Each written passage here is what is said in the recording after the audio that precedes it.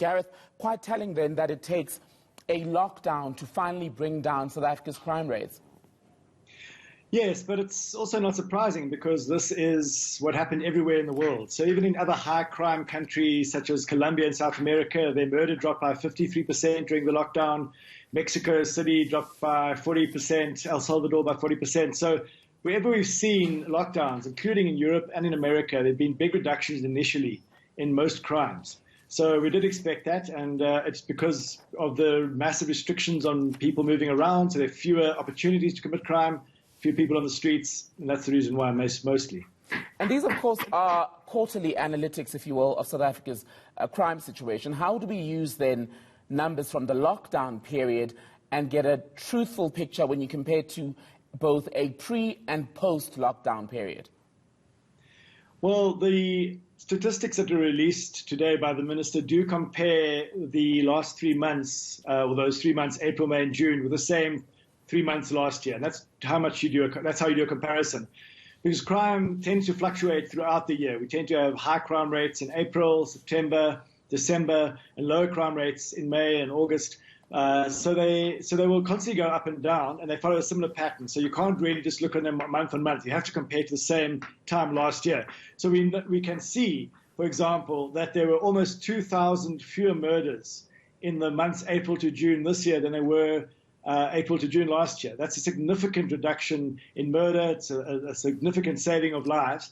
But over the period, we see that the rate of crime decline slowed down, so that the big reduction happened in April during lockdown 5, with a much smaller reduction in June. So once the lockdown is completely lifted, we would anticipate that the crime levels will go back to what they were before the lockdown. And the figures, to quote the Minister, are quite rosy, but there is some worry because when you look at burglaries at non-residential premises, that's up 9.1%. And you have to wonder if those figures are going to get worse, especially with more and more people becoming desperate for money as a result of sudden unemployment in some cases. Yes, there were 1,500 more business burglaries around the country than was the case last year, and most of those happened in April during lockdown 5. So very interestingly, by June, there was still an increase, but a much smaller increase. So it really shows that because people were away from their businesses and confined to their homes, there were criminals taking advantage of that situation and breaking into these businesses at a much higher rate. But I think once the restrictions on movement are lifted, then the security measures will not necessarily result in the same kinds of increased levels that we saw during the lockdown 5.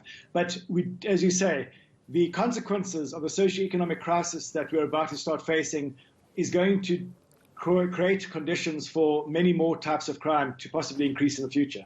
Which brings me to my next question. How do we sustain these numbers? Because these are great figures, but the reality is with more movement, they're likely to look very different, let's say, maybe in early 2021, I'd imagine. Yes, indeed. And I think it's not about the solution is lockdowns, because, of course, the bigger problem with the lockdown is that, and we've seen from other data, that 3 million people have lost their jobs, 4.5 million people lost their income, and those conditions will cause a range of other pressures towards other kinds of crime. So we could start seeing increases in the future. But to reduce crime, we really need to see big improvements in policing and much more targeted and focused interventions at a local level using crime intelligence, more investigations. Really, to reduce certain crimes like many murders, robberies, and burglaries, you need to be able to arrest and convict the perpetrators. And we're very bad at doing that in South Africa. And then secondly, we also need to look long term. If we want to see big reductions sustainably in the next 10 years, we need to start looking at the kinds of violence prevention interventions that need to take place in early childhood development centers, in our schools. Because if you teach people not to be violent and they are able to be shown that having warm, loving relationships is better than being violent, we probably will see a much bigger reduction in violence over the longer term. So it's not all about the criminal justice system. It's both.